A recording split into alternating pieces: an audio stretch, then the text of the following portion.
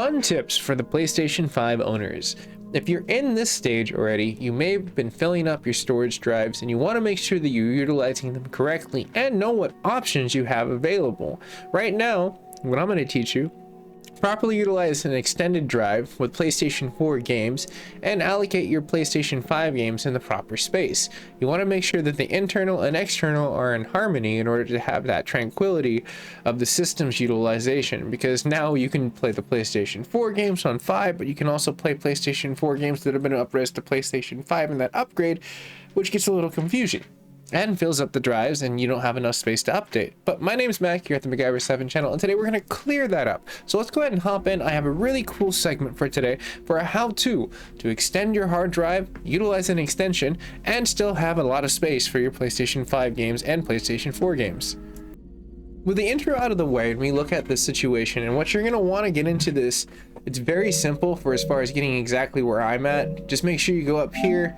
You're going to go down to where the storage is, which is right over here, and then you can have the extended. Now, already plug in your drive. I will have a link down below what I utilize, which is the U-Green storage drive. It's a really cool just like hookup. It has a little encasing that you can put like a normal hard drive. I'm utilizing the Evo, I think 750 with solid state in order to make it run a little bit more performable for the PlayStation 4 games, which I know it's already been utilized before in the past. So all I'm going to need to do at this point in time is float over here, hit the format at this portion in time. It's going to say what it needs to do. It cannot format the USB as an extended utilizing the USB satisfied. The support is super speed or faster in the capacity than directly to the PlayStation 5, so it has some limitations. Wanted to show everyone the right and wrong way, because there is two U-Greens that you can get, one being the wrong one being the right one that I've utilized in the past. But there's also another one that I have, which is I think it's a StarTech link. It's just a basic cable that runs to it, but it should get the job done. And this is the menu you want to get to. This is the success. You can breathe rightly. It's going to format that in the PlayStation partition that it needs in order to flourish. Moving on past that, all you should basically be able to do is say goodbye to that data, hit yes. It's going to do it split second. It's going to say, hey, formatting the USB very quickly. All right, cool. The USB has been formatted in the extended storage.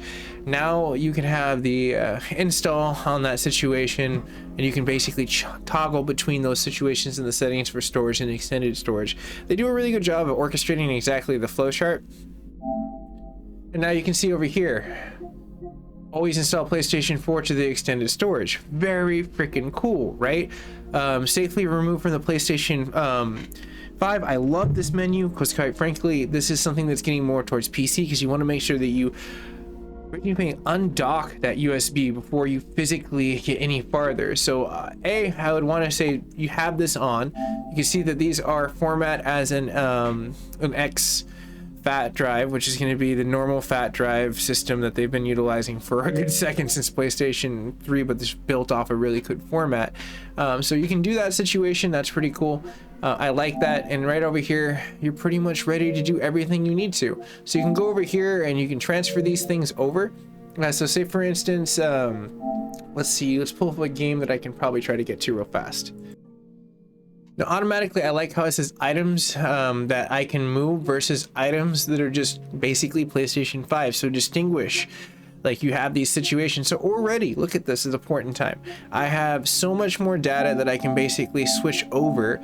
And look at that. I've already freed up almost a damn good amount of like my PlayStation 5. And now I can install my PlayStation 5 games on the super awesome technology that Sony gave us this round for this generation. I like it. It's fast. And like, just to basically orchestrate, let's see exactly how fast it is. Let's transfer these games over, and we'll basically move from there. Select, yes, I'd like to move those over to the extended storage. Let's go ahead and see how quick this may move along.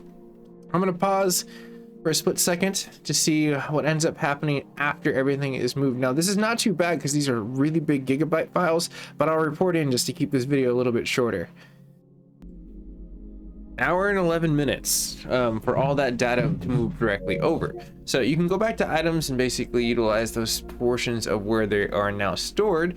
And if you back out, now you can see the utilization on situation. Now I have free space on my PlayStation 5 in the internal, and if you go back over here for the external, now I can see exactly how much I have, and always install inside of there. So everyone, if you are new to the network, you can always like, share, and subscribe for more PlayStation 5 great tutorials and tips in order to help utilize your system to the maximum.